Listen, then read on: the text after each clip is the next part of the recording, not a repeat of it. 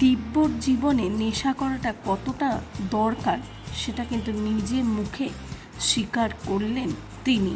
বিস্তারিত জানতে সঙ্গেই থাকুন, চ্যানেলটিকে সাবস্ক্রাইব করে রাখুন। এতদিন ধরে কিন্তু টিআরপিতে একেবারে টপে ছিল অনুরাগের ছোঁয়া।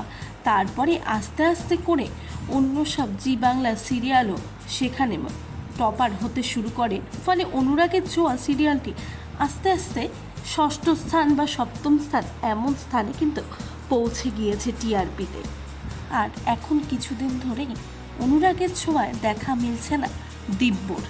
তাই সকলেরই প্রশ্ন যে দিব্য কি সত্যি সত্যি অনুরাগের ছোঁয়া ছেড়ে দিয়েছে।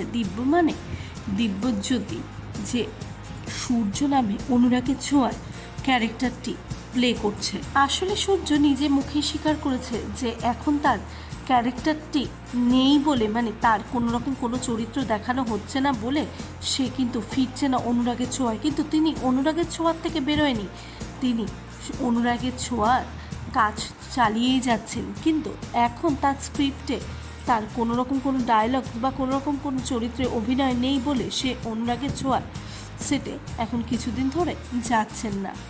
আর এইদিকে তার নেশা করার কথায় তিনি নিজে মুখে এক সাক্ষাৎকারে স্বীকার করলেন যে তিনি কোনো রকম কোনো সিগারেট খান না, কিন্তু তিনি সিগারেট কিনেছেন বহুবার, কিন্তু কার জন্য সেটাও তিনি জানালেন, তার দাদুর জন্য।